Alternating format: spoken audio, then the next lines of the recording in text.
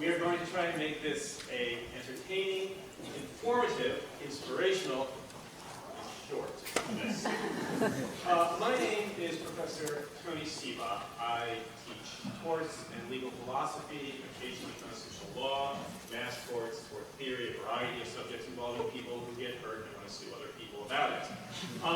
I have the honor of being the guide, I suppose, or virgin.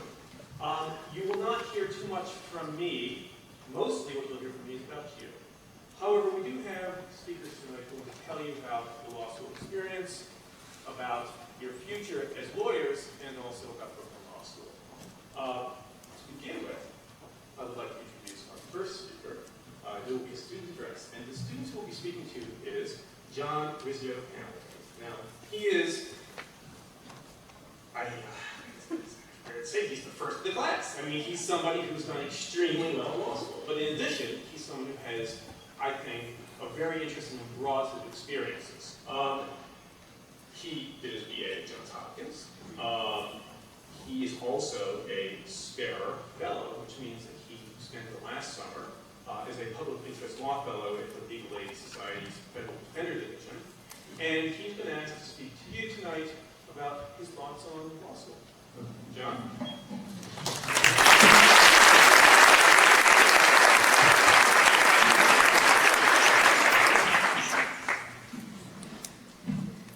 When I was asked to speak to you this evening, I began to reach back to what I was thinking and feeling when I sat exactly where you're sitting now, precisely 1 year ago.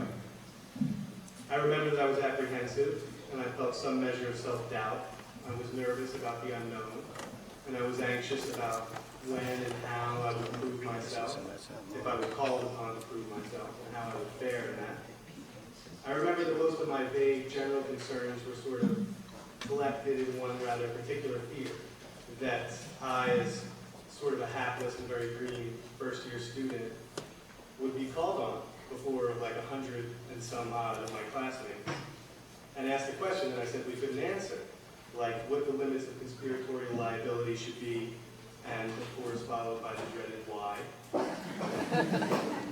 And that experience of what we'll call sort of a lifeline moment after that wonderful show that has been dramatized in movies and made so much a part of the lore that connects all law students was really sort of the sum of my fears, and probably a part of what may be concerning you right now. So this evening I thought I might first offer you 3 pieces of practical advice on how to avoid that moment before going on to a few other things. There are, of course, the standard and obvious things that all law students should always do, like the reading, and paying attention and eating your Wheaties, etc. But the advice I'm going to give you this evening is a bit more sort of like the inside dope, student to student, as we are, mostly. First, lay the groundwork for avoidance. This means that if you do know the answer to a question, raise your hand, wave it wildly, stomp, shout, speak in tongues, do whatever you have to do to get the professor's attention. Study after study has shown, and I have closely researched this, that there is an inverse relationship between how often a student raises his hand and how often he is called on when he is not raised. In a weird way, law professors are like soccer coaches. They like to spread the ball around a lot because it really is the best way to advance it. So the more you volunteer what you know, the less you will be volunteered for what you may not know. Second, and this is really a derivative of the first point, if you're not the type of person who likes to raise your hand, if you're sort of squeamish or otherwise shy about it, and as an aside, I can guarantee you will be broken of that by the time you leave here, then at the very least find someone who does raise their hand often and sit next to them. This is like answering by association. And again, based on my research, a student who regularly raises his hand creates a mysterious safe zone. Extending about 2 seats in every cardinal direction. And while this strategy doesn't afford you the full protection of answering yourself, it offers at least some shield. And third, and this may seem sort of a strange and cliched thing to say, but if you play, you very well may pay. And what I mean by that is, if you haven't already heard of it, You will likely notice soon enough the trend that has swept law schools nationwide. This being no exception, namely the vast amount of electronic solitaire that is being played in class, or blackjack, or poker, or even occasionally roulette. Now, if you could sit here and say, I would never do that, that's completely disrespectful and irresponsible, but I tell you, you will, at certain times, in certain classes, be mightily tempted. But remember that your laptops are not gaming tables. Brooklyn is certainly not Atlantic City. And this prohibition extends to in-class emailing, online shopping, and general web surfing. Because, and please trust me on this one, as you begin your legal education, the law with which you should be most familiar was not authored by Congress or the state legislature, but rather by a man named Murphy. And so the moment you click the deal button, you may very well hear your name called by the House. Now, having offered you the bulk of the knowledge I acquired during my first year, and what could arguably be called advice, I'd like to take just a moment more of your time to tell you a little bit about Brooklyn law from my perspective. You're not swimming with sharks here. Students are motivated and competitive at times, but they are never cutthroat. I believe you will find the professors here as a whole open and welcoming. They are not out to embarrass you, they are out to teach you. On the other hand, they will not treat you with kid gloves, nor should they. And remember that apart from yourself, the professors are perhaps your greatest resource. You will not feel a connection with all of them, but you may feel a connection with many of them, as I have. And if I could give you a piece of more serious advice, it is to seek out relationships with professors whose classes interest you, or whose backgrounds interest you. If professors know you and respect your work, they will help you in a variety of ways, from choosing your classes to choosing a career path. I tell you this from personal experience because they have helped me.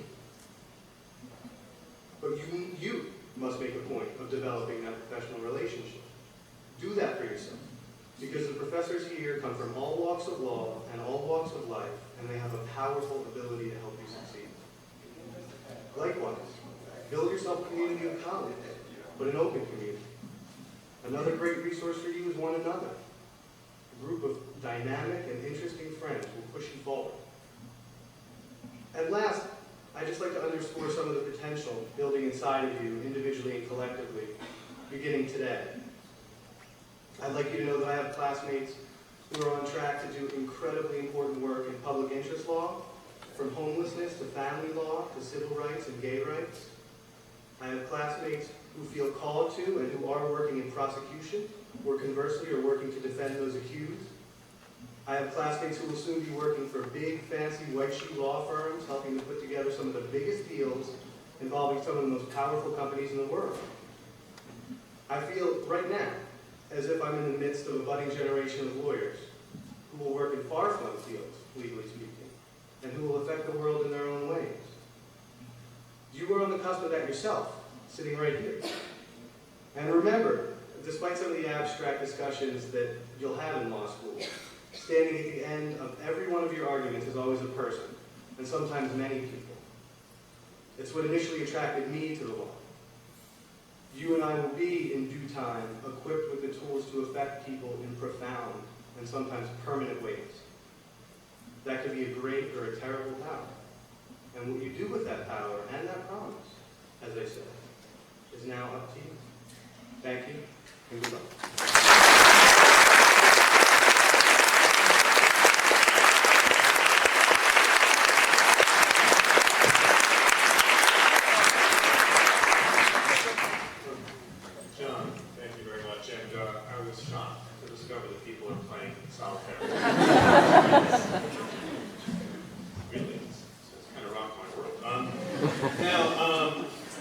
Before we go on to our next speaker, we thought you would like to know something about yourselves, a little bit about who you are and where you come from.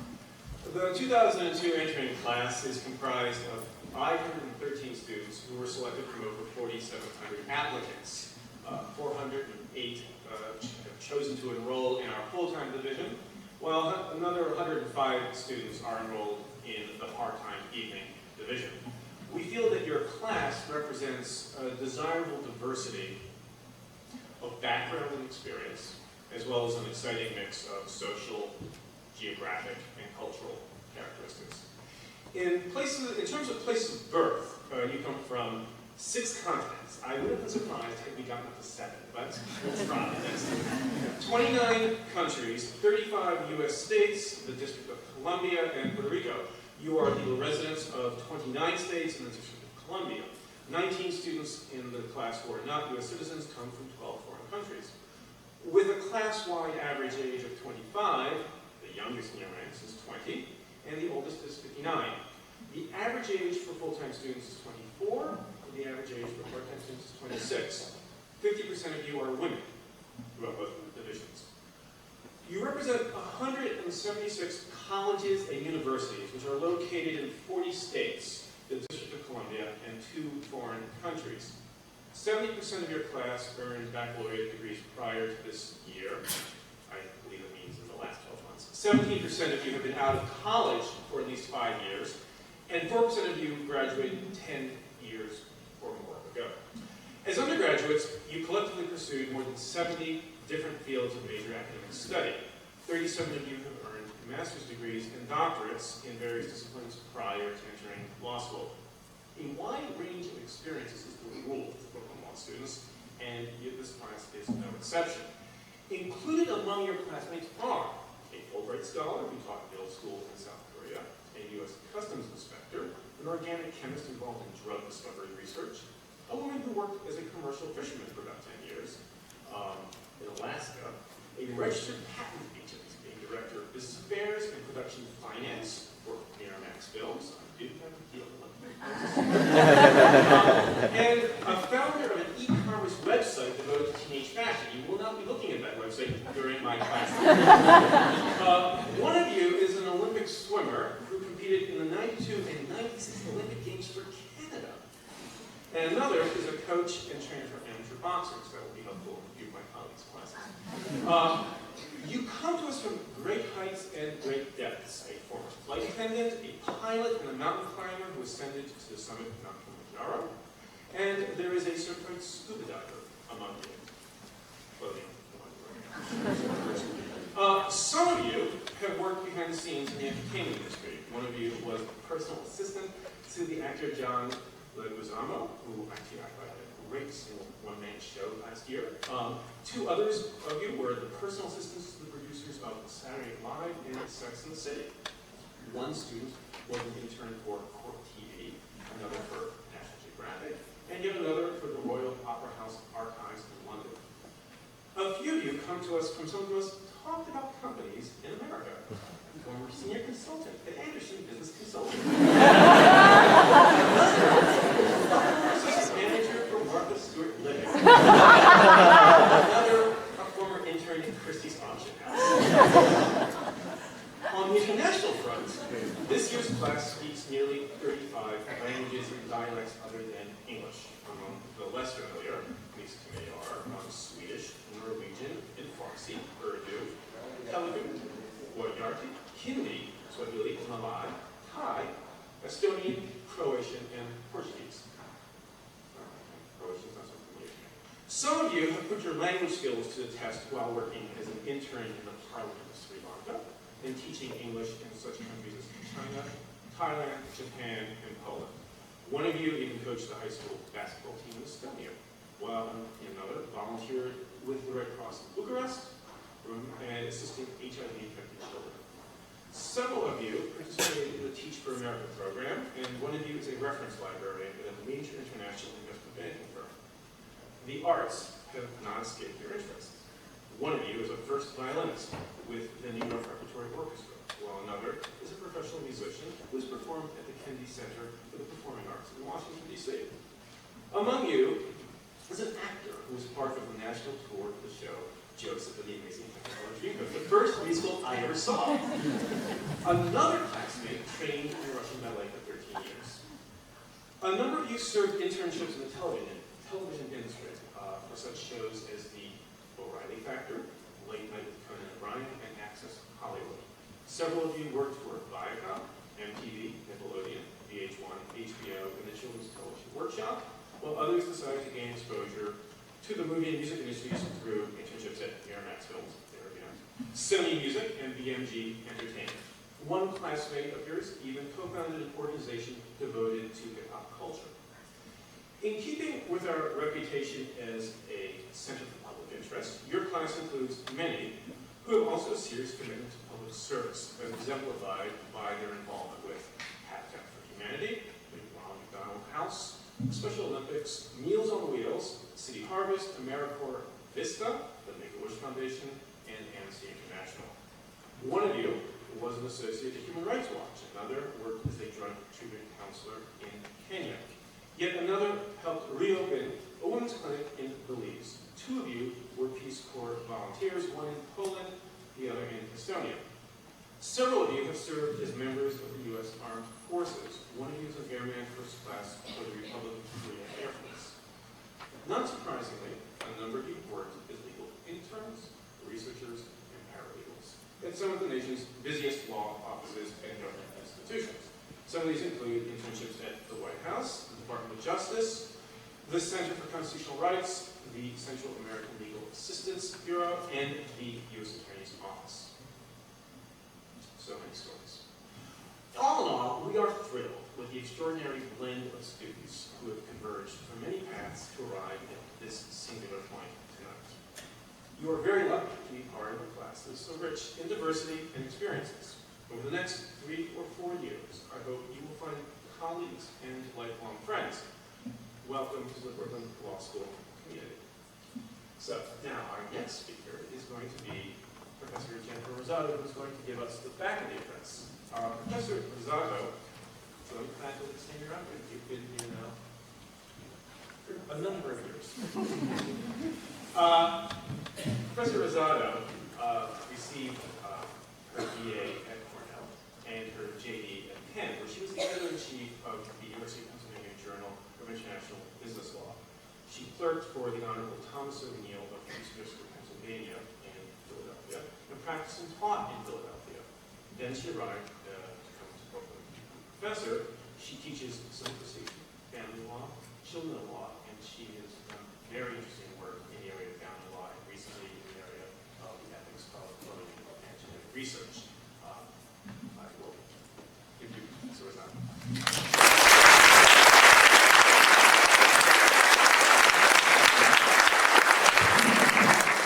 Good evening.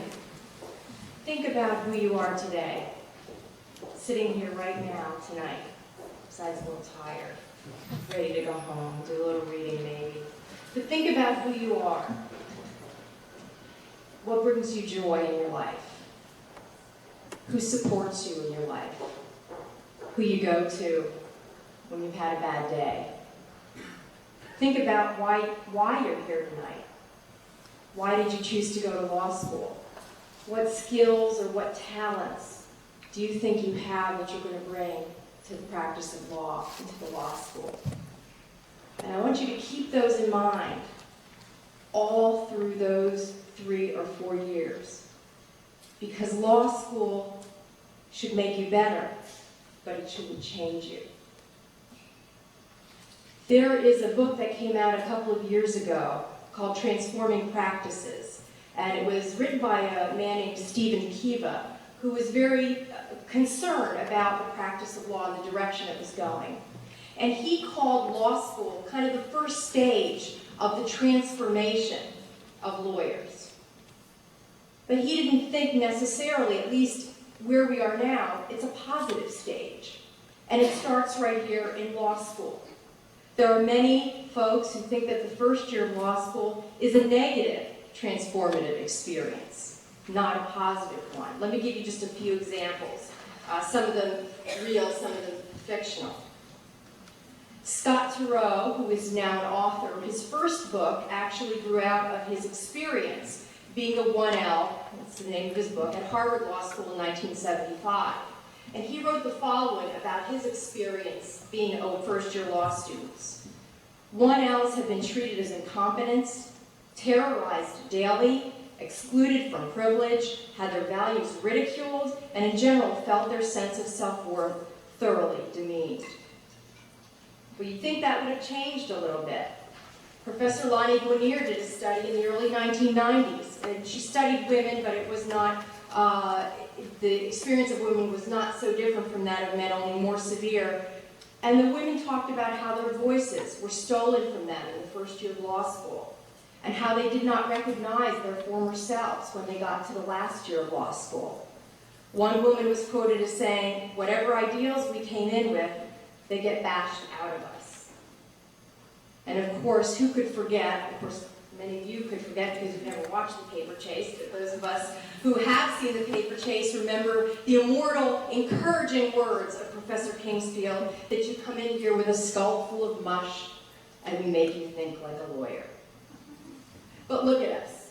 Look at these folks behind me. Look at these folks on the side. There are no Kingsfields in this room. They're not here to demean you. They're not here to humiliate you. John was exactly right about that. But we do recognize that this will be a transformative experience for you, and hopefully good and positive one.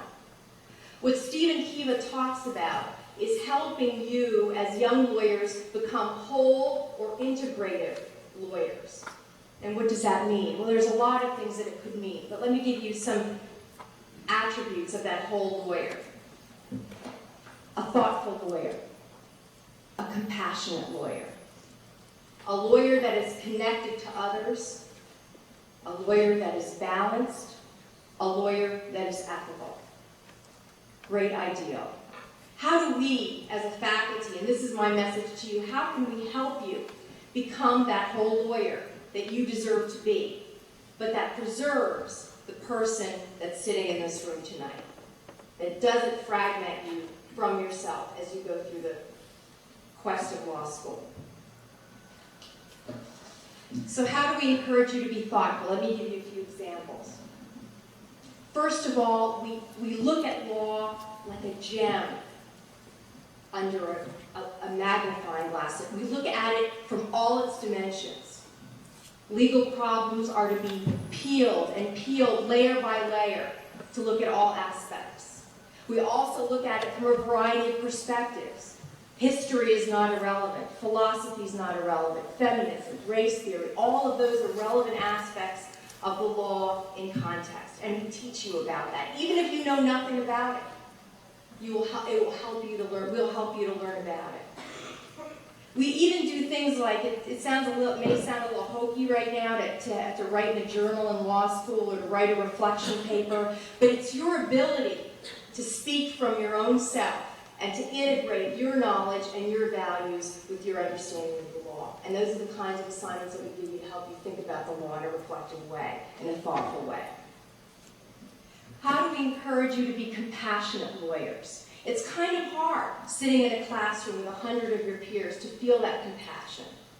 We do try to, however, get you in a situation where you think of the law from the client's perspective. You think of the impact of the law on the client, on her family, and on society at large. We are very, very lucky to have one of the best clinical programs in the country that gets you to think about really what it's like to be a client with a legal problem and help you work through those problems. And especially if you've never been exposed to a certain population before, it's your way to really work through those problems and learn from a variety of perspectives and learn sympathy and empathy as well. How do we encourage you to connect to others? Law school, they say, is very isolating. A lot of times you do spend in the library, reading, thinking, on your own. But it's our job to get you to connect with each other and to connect to us as the faculty. Well, the first thing we do is we open our doors. That's not true at every law school in this country. I've been to a number of them where you can walk the halls and it's like an army barracks. The doors are closed. We have a very vibrant community here of faculty. When their doors are open, knock on those doors. And as John was saying, maybe you don't know a professor, but you know that you really are interested in patents. Find out who the law professors are that specialize in that area and knock on their doors. They'll be happy to help you. They'll be happy to help you either first year, second year, or third year. We also, what we try to do to reduce that sense of isolation is not just open our doors, but open you to each other. Group projects, coordination. Just the fact that we open our classroom and say, what do you think? Somebody just said, that's a great point. Does anybody have a reaction to that point? And have you connect with one another both inside and outside the classroom? I will tell you that my proudest days as a teacher, and I hope that my colleagues will agree, are the days where you stop talking and the students are walking out still talking to one another about the problem of the day. It's a tremendous experience, and it's one that connects us all to each other. Hopefully, if we've done our jobs right, we also offer you some activities and some informal ways to connect with us. You will see a lot of announcements in the law school of things that faculty and the deans are hosting, and your tendency would be to say, but I have 10 more pages of civil procedure to read for Professor Rosado. I really can't go. Maybe you can't go to everything, but pick a few things to go to be connected more with the people that you're sharing the space with. And if you find that you have an interest, let's say in international law, health law, go to their club meetings so that at least you start to get to know some of the people that share the same interests that you do. Because you may be sitting in the classroom thinking, nobody cares about the same issues that I do. But when you go to some of those meetings, you realize, geez, there's a lot of people who do share my interests. How do we help you be a balanced lawyer? Oh, that's a hard one. The demands of law are very, very, sometimes oppressive, very time-consuming. But we do it in a variety of ways. First of all, there's a balance between the law as doctrine, as law on the page, and the law as being alive. We try to encourage you to balance your skills. So maybe you don't write a great exam every time, but you are terrific when you stand up to talk. It's our job to encourage you to use your skills and your assets the best way that you can. To try out for report or try out for trial advocacy. We also, I think, we try to be role models. The people up here behind me and on the sides, I think, are good role models of balance. Because you'll see and you'll think about, oh, all I can do in my life is work. These people around me are great lawyers, they're great professors, dedicated parents. They like to run, they like the Knicks and the Mets and the Yankees, they like to play squash. They do all the things that real people should be doing. And one of the things that you don't want to deprive yourself of as you're going through law school, because that's what's going to make you unhappy and disintegrate. Finally, we can't teach you to be ethical, but we want to help you to think about what it means to be an ethical lawyer, and not how do I avoid an indictment? How do I avoid the SEC knocking on my door? But really to ask the tough questions. I don't necessarily care how you answer them, but that you're thinking from your chair, what's my moral compass? When somebody comes to me and says, please destroy these documents, what am I going to do? And we talk about that and encourage you to ask the hard questions before it really counts. My last word of advice is just to be patient. Becoming whole is a lifelong process. We all haven't gotten there ourselves, I think, some days. And some days you will be exhausted, and you ask yourself, why are you here? Those days should be few and far between. So before you go down the street and put an application into the local Starbucks or the McDonald's or the Popeyes on Court Street, come talk to one of us. Talk to your friends, talk to your colleagues. Think about who that support network is. Think about the long-lost friend from college that you forgot to call for 2 weeks because you were writing your legal memo. Call them up, because they'll be really happy to hear from you. And if we've done our jobs, if we've transformed you into whole and integrated lawyers, then maybe we've done something positive for the profession. Thank you.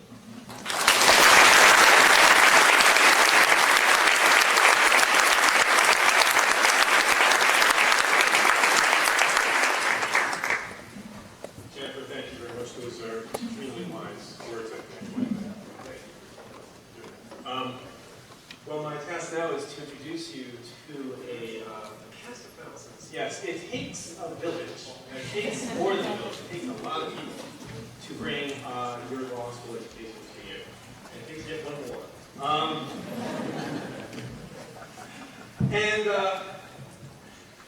I'd like to tell you about the people up here. This is probably less than 50% of the administrators and faculty at Brooklyn Law School. They're the ones who come out tonight to read you. The others are hiding in the offices, waiting for you. But they are. When I name someone, I'd like them to stand up, and I'll tell them briefly what they do here, and you should really seek out anyone who you think can help you, whether it be in the administration or among the faculty. So, to begin with, actually, I'd like to introduce James Kempster, our web developer, who has done a phenomenal job on our website. He's standing there next to that camera. Me back here.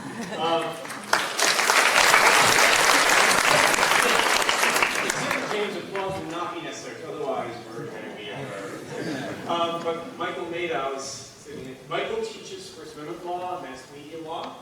Then there's Professor Roberta Carmel, who is an expert in security speculation. And then there is Professor Larry Solon, who teaches property and also linguistics in the law and statutory interpretation. Professor Jane Ressler, an instructor of law, a legal writing instructor. Then Professor Rob Kahn, also a legal writing instructor. And then Professor Dan Medway, legal writing instructor. And Professor Paul Schwartz, who is an expert in privacy and teaches the subjects around internet law and also health law, I believe. In the next row, there is Professor Tom Ewell, a writing instructor who's just joined our faculty. And next to him is Linda Feldman, who is the Director of Educational Services. You may want to get to know what she does in first year law school. She's really a critical figure in our first year class. Professor Claire Kelly, who is a professor who teaches in the area of international trade and also legal practice. Professor Sue Sussman, Professor of Legal Writing. Professor Carrie Teicher, Professor of Legal Writing. And Sarah Robbins, our librarian, who deserves a round of applause.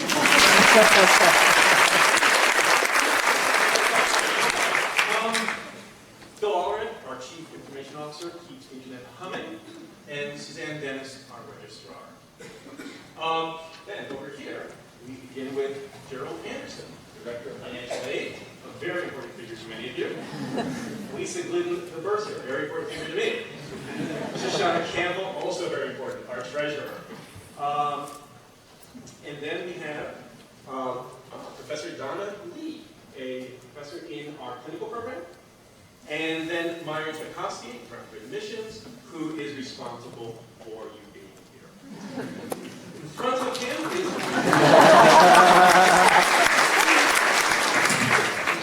is Pat Weiss, who is in charge of publications and public relations. Next to her, Joan King, Director of Career Center, also very important in the future. Elizabeth Kane, the Director of Public Service Career Programs. And next to her is Ms. Gianelli, who is actually visiting with Professor Paul Gianelli to the law school this year. Visiting professor and visiting professor spouse. Tom Parker, who is Director of the Office of Student Affairs. Then, last but not least, and not below, is Joanna Newman, who I believe helped you all find your seats and was in charge of coordinating tonight's events. Then in the back row, we have Professor Neil Cohen, who teaches in the area of business law and secure transactions. We have Professor Joe Crea, who teaches everything.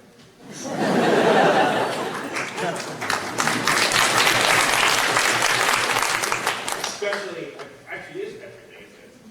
Professor John Ronayne and Professor Jack Meehan, who are both American professors who have been really wonderful in filling in when we need them in a variety of places.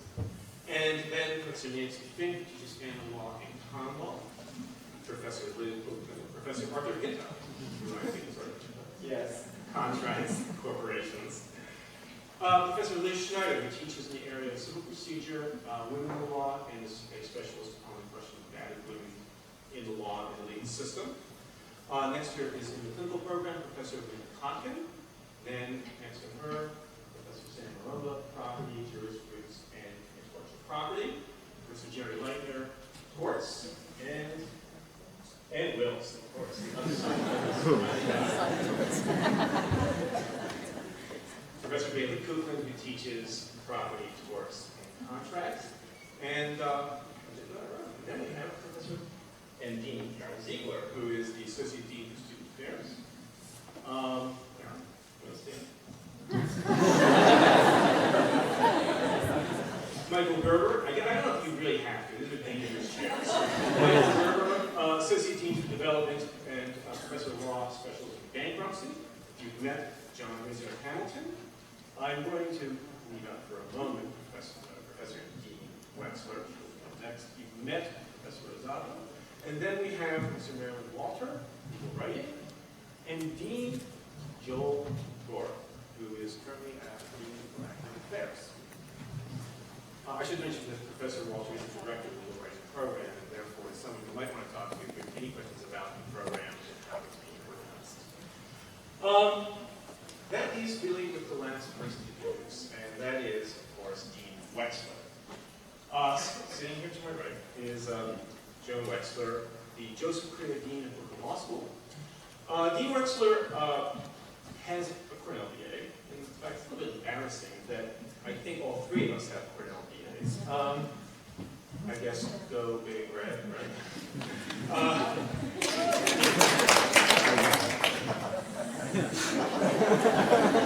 And this is Carol Ziegler. After Cornell, Dean Wexler attended the Harvard Graduate School of Education and then the Yale Law School, after which he then worked for Judge Jack Weinstein. This is one, I like to say, this is Judge Jack Weinstein's courthouse. One of the most important judges, really, not only in East District of New York, in the federal bench in general, but a truly phenomenal figure and a great friend of Brooklyn Law School. After clerking for Jack Weinstein, Dean Wexler practiced at Du Bois of Plimpton.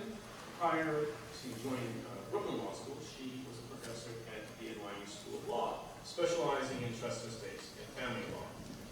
Once joining the faculty of Brooklyn Law School, she served as Brooklyn Law School's Associate Dean for Academic Affairs before becoming Dean.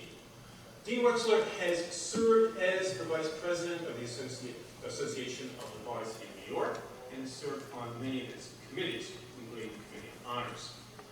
Dean Wexler has twice been the Vice President of the New York Women's Bar Association, and this year received its President's Award at its annual dinner.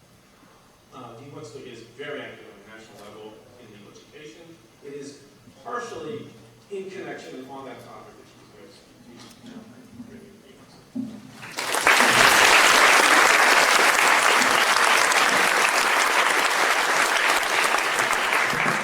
Thank you, Tony.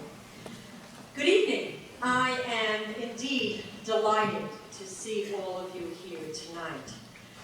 Now, I know that some of you may be wondering whether you made the right choice to come to law school. You may be asking yourself, should I be sitting here tonight? And for the next few minutes, I'm going to try to answer that question and explain why it's a good thing that you're in law school and why your decision to study law at Brooklyn Law School is the right one. You may not know it, but law schools are a fairly recent invention. Until modern times, a would-be lawyer mastered the cultural tradition and the basic skills necessary for law practice by clerking for a number of years in a law office. Although this kind of apprenticeship was a satisfactory way of teaching rules and basic skills, it failed to transmit the rich intellectual and philosophical heritage of the law. The idea that law, like plumbing or baking, was just a trade to be learned like any other, was antithetical to the notion of lawyers as professionals. Law schools were created to make up for this shortcoming and to professionalize the study and practice of law. Credit or blame for the fact that you will invest the price of airfare to Paris on the tomes that we call casebooks goes to Christopher Columbus Langdell, the Dean of Harvard Law School, who shortly after the Civil War popularized the so-called case method of teaching law, a method that, for better or worse, remains a centerpiece of legal education today. The case method requires you to read and analyze judicial opinions and then endure quizzing on them in class. The case method, or Socratic method, at least as practiced by some law school instructors, has, however, always had its critics. For example, after his first day of law school, Oliver Wendell Holmes Jr. told his father, "I could not make sense of one word." And Supreme Court Justice Felix Frankfurter wrote in his autobiography that he found the Socratic method so scary that during his first year of law school, he never spoke, not once. Well, concerning these rather grim observations, I want to say two things. First of all, the Socratic method actually does have some virtues to commend it. The pure lecture style of learning, to which you may have become accustomed in college, can often be a little boring. Socratic dialogue is not. It engages you in the learning process, and it gets you used to hearing your own voice. Obviously, an important tool for the art of advocacy. Moreover, it demonstrates that you and your classmates usually have something to contribute to the discussion. I think that you will enjoy the process. Some of our faculty members use it, and some don't. But all of us enjoy a classroom environment in which you, our students, feel sufficiently confident and inspired to ask questions, to form and express your own opinions, and within the bounds of taste and decency, to challenge us, as we would like to think we challenge you. In any case, the real dilemma confronting law schools today is not whether the Socratic method works, but whether law schools, going back to my initial inquiry, are professional schools or academic institutions. The question is whether the mission of a law school should be to train students to become skilled and successful practitioners, or whether its mission should be to provide a broader education in the evolution, culture, analysis, and reform of laws and legal institutions. Is the purpose of a legal education to teach the law as it is, or the law as it ought to be? The answer is, of course, reasonably obvious. A law school has to do both. The challenge is how. One answer is by combining classroom work with clinical instruction. After your first year, you will have the opportunity to participate in our broad array of clinical course offerings, about which other people have mentioned.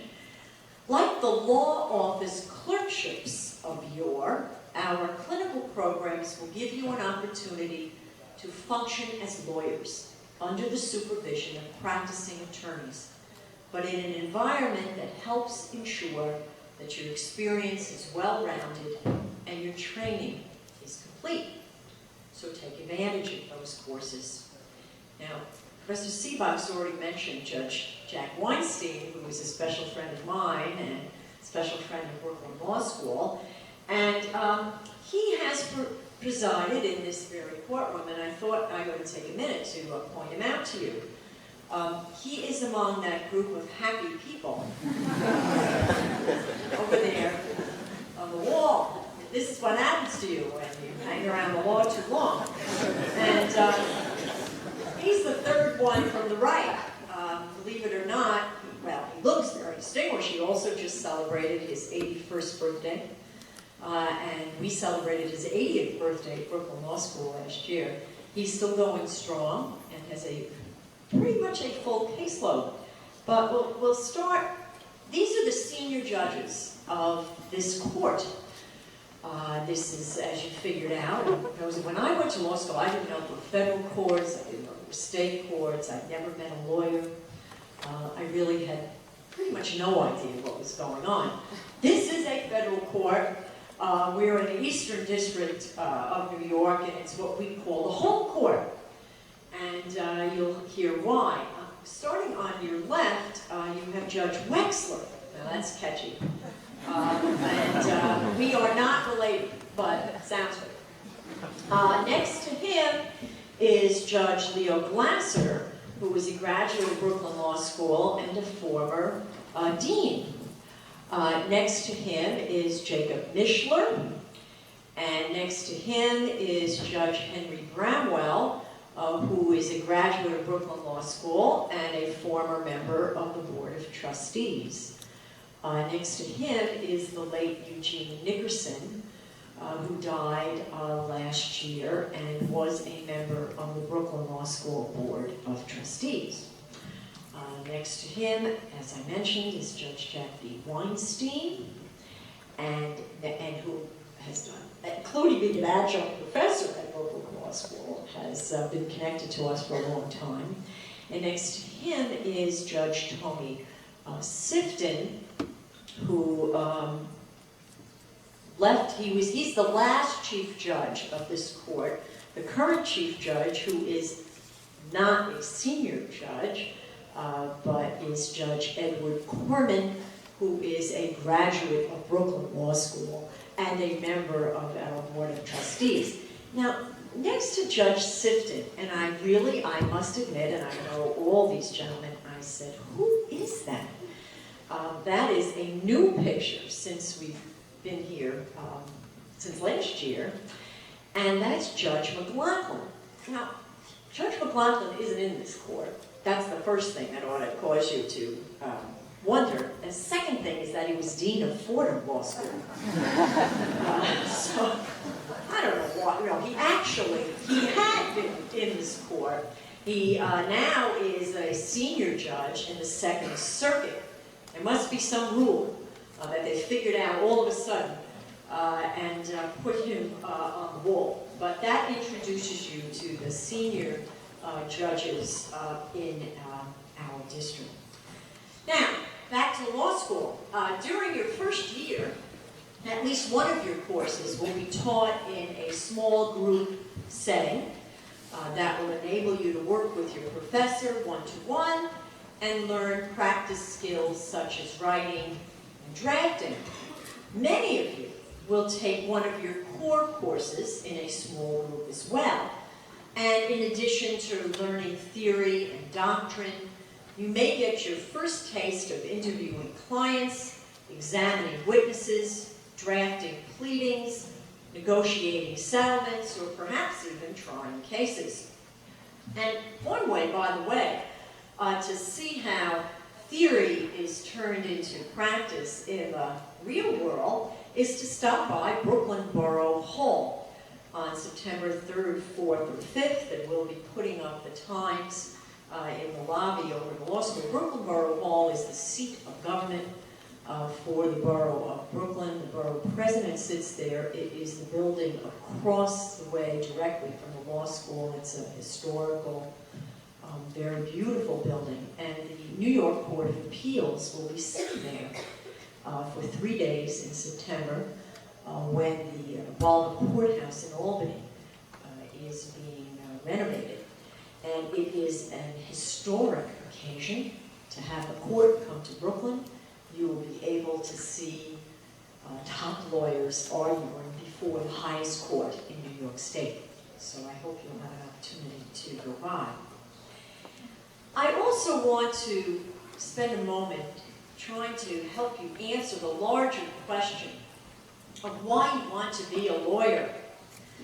After all, the study of law will not prepare you to design websites, Jim, or mend broken bones. It won't teach you to build a beautiful building like we're about to break ground on the corner of Gorham and State. You'll all hear about that. It won't teach you to splice clones or do any important scientific research. So what will it do? It will train you to unravel and solve marvelously complex problems, to pay meticulous attention to detail and nuance of meaning, and to master all that knowledge that you will need to represent a whole world of clients. Clients who will include website designers, doctors, real estate developers, and biotech companies. Law school will also enrich you with the extraordinary potential not only to do well, but to do good. It will enable you to become really proficient in a single area of law or several.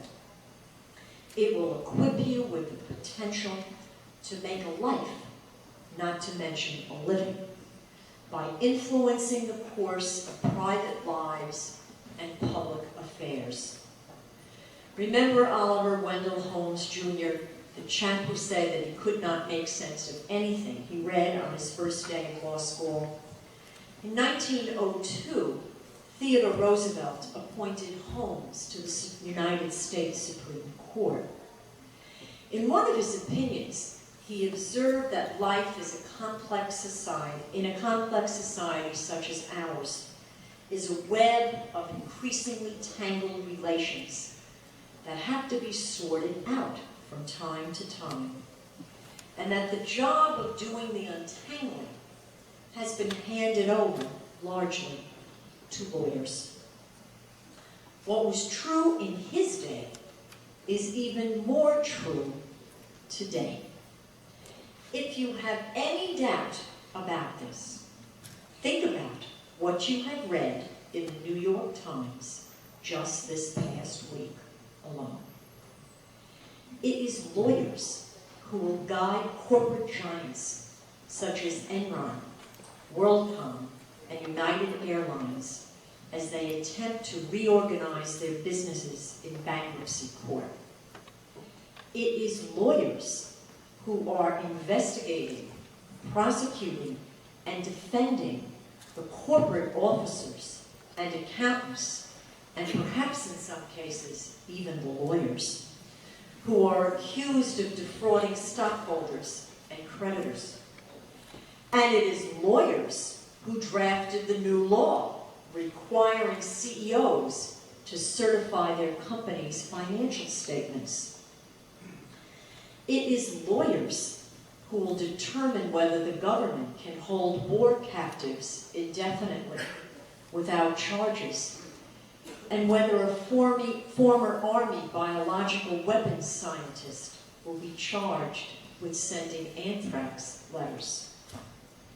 It is lawyers for the city and lawyers for the homeless who will fashion, debate, challenge, and hopefully come up with a workable solution to the problem of housing the homeless. It is lawyers who helped broker the deal that ended the feud over the ownership of the Mets. And it is lawyers who are working with owners and players in an effort to avoid another players' strike. You get the idea. I could go on. But I think my point is clear. It is because your legal education will make it possible for you to do all these things and more that you are here. And it is why you chose well when you chose the law. I loved law school, despite not knowing anything about it when I walked in. And I love Brooklyn Law School. I love the Brooklyn Law School community, its family, of which you are now a part. I hope that 3 or 4 years down the road, at the end of the journey you are beginning tonight, that you will feel the same way. If you look at your orientation package, you'll find that I've invited each of you to join me at a series of Dean's Teas later this month, or maybe even some into September. I hope to share more ideas with you then about your legal education here and about your life at the law school. In addition, you've undoubtedly heard that we've spent the last year or so celebrating Brooklyn Law School's 100th birthday with a bounty of special events. And I wouldn't want you to think that the big party ended just as you were arriving. So the fact is that last year we had a very successful event that we decided to make an annual event, and it's a holiday. I must say you still have classes, but it's a holiday called First Class Day to commemorate the day, now 101 years ago, when the law school opened its doors to the first entering class. This year, we will celebrate First Class Day with a street fair on the plaza on September 26th, and of course, all of you are especially invited.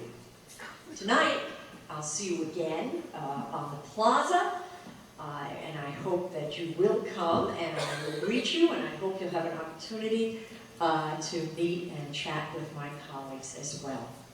Thank you very much for being with us.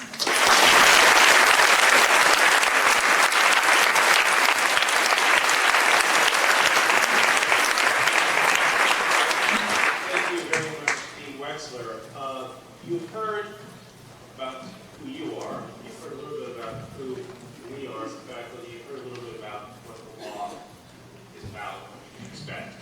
I want to just give you one last thing to think about, which is I want you to think a little bit about Brooklyn. Because one thing which you may not be aware of, you might, is that Brooklyn's a fantastic, really wonderful place. It's a borough, it's a state of mind. It's now a minor league baseball team. It's a great neighborhood, and I know that you're thinking about going home and studying to read for tomorrow's materials that you're going to have to cover in class. But over the next 3 or 4 years, for those of you who don't already know about the fact that Brooklyn has become really the most interesting part of New York City. I say this as someone who lives in Manhattan. I hope you can take the time to discover that. The neighborhoods, the vitality and enthusiasm that this part of New York City has gained in the last 5 years and 10 years since I've been here, it really makes one think that the cities have a future in this country. It's a great place, and it's a great place to have a law school. So with that in mind, I send you out tonight. I believe they're supposed to now go back to our plaza, though, right? And then back out to Brooklyn. And it includes at least 105 of you, of course, on Thursday night.